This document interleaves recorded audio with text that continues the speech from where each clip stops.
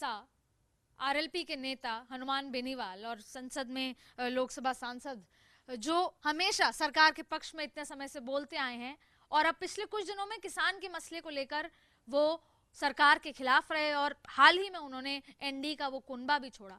आज एक तस्वीर समझ में आई, उनको हम देखते हैं कि क्या कुछ वो प्ले कार्ड लेकर लोकसभा संसद के अंदर पहुंचे और उन्होंने प्ले कार्ड दिखाए। वहां पर उनसे बात करते हैं।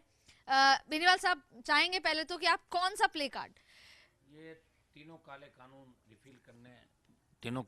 रिफिल करने की बात मैंने लोकसभा के अंदर कही थी और किसानों को जो शांतिपूर्वक आंदोलन कर रहे हैं, सरकार जिस तरह खदेड़ना चाहती है, लाल किले के ऊपर जो घटना हुई उसकी हमने उस दिन भी निंदा की थी। और मैं शाहजहाँपुर बॉर्डर पे 1.5 महीने से आंदोलित हूँ। 31 दिन से मैं धरने पे खुद बैठा था। एक एमपी हूँ देश का जो लगातार इस आंदोलन के अंदर भी था और किसानों को लेके एनडीए छोड़ी, बाकी सरकार के बिलों का समर्थन भी किया था, लेकिन सरकार जिद पे उतर गई। और लाल किले की जो घटना हुई उसकी पूरे देश ने निंदा की। तिरंगे का अपमान कोई नहीं करना चाहते, वहाँ जो भी हिंसा हुई उसकी भी निंदा की। उसकी आड़ के अंदर आप किसान आंदोलन को कुचलना चाहो तो ये हम कभी बर्दाश्त नहीं करेंगे।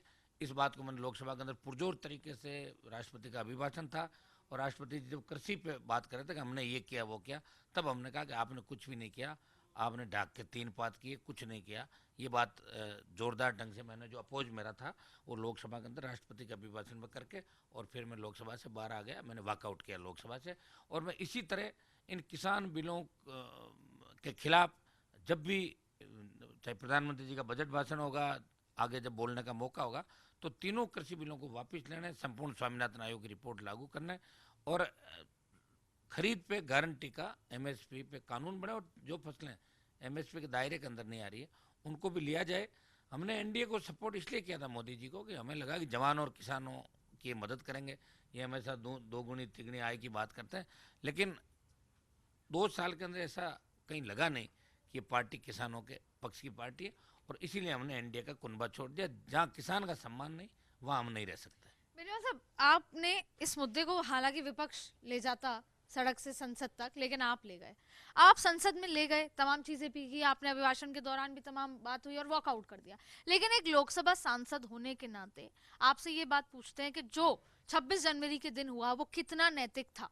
वो बिल्कुल नैतिक नहीं था। वो तो पहले उसी दिन हमने कह दिया था। मैं उस दिन नहीं था, लेकिन मेरा सवाल फिर ये है, चाहे वो किसान थे या किसान के रूप में प्रदर्शनकारी थे या एंटी एलिमेंट्स थे, लेकिन जहां जहां जो जो लाल किला जो राष्ट्र के आज़ादी और जश्न आज़ादी, जश्न हिंद, इन तमाम चीज़ों के लिए जाना जाता है, वहां पर कोई दूसरा झंडा लहरा रहा हो, वो कितना सही है? तो आपको लगता नहीं कि ये किसान आंदोलन पे बातचीत जारी रहनी चाहिए, लेकिन इस तरीके से नहीं? देखिए, किसान आंदोलन के अंदर कुछ ऐसे जो एलिमेंट थे वो घुस गए थे और उन्होंने किसान आंदोलन को बदनाम करने का प्रयास किया। मुझे तो लगता है कि सरकार भी कहीं न कहीं नहीं चाहती कि जो किसान आंदोलन जन आंदोलन बना ये ठीक हो।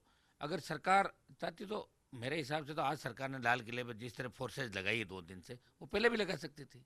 अगर पहले लगाती तो ऐसी घटनाएं नहीं होती। हो सकता है सरकार को फार्मर्स के इस तरह के इंटेंशन के बारे में ना पता हो। देखिए, वो फार्मर्स नहीं थे। वो अगर फार्मर्स होते तो किसानों ने तो देश को आज़ाद कराया। किसान के बेटों ने लड़ाइयाँ लड़के फांसी के फंदे को चूमा। उस समय आज़ादी की लड़ाई, आज भी देश के बॉर्डर पर कौन लड़ता है? किसान का बेटा ही लड़ता है। किसान कभी ऐसा नहीं कर सकता। हनुमान बेनीवाल भी किसान का बेटा है। इस बात की तुरंत हमने निंदा की।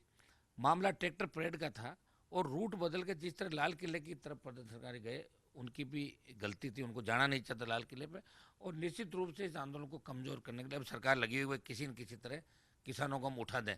तो हमने सरकार को चेतावनी भी दी है, अहिंसात्मक तरीके से आंदोलन कर रहे किसानों को अगर अगर जबरन खदेड़ा गया तो देश में फिर बड़ा आंदोलन होगा और अब की बार पूरी तैयारी के साथ आंदोलन होगा। अब क्योंकि बहुत सारे ऐसे जो यूनियन है, नेता हैं जो पीछे हट चुके हैं, हालांकि कल राकेश टिकैत पे इतने तमाम तरीके की सवाल भी हुए, पुलिस ने भी भेजा है उनको, वो जारी किया है, उसके बाद वो खित्ता देते हैं, अब लोग वापस जुटने शुरू हुए। लेकिन इन शॉर्ट ये जो पूरा किसान आंदोलन था ये कमजोर पड़ने लगा है अपने ही खुद के कामों की वजह से। लेकिन आपसे ये सवाल है, शाहजहांपुर में अभी क्या आप इसको और लंबा चलाएंगे या इसे खत्म कर देंगे? देखिए, अब की बार तो राष्ट्रीय लोकतांत्रिक पार्टी ने सिर्फ इस आंदोलन को समर्थन दिया था। आंदोलन के अगवा किसान संगठन थे, हम आंदोलन की अगुवाई नहीं कर रहे थे।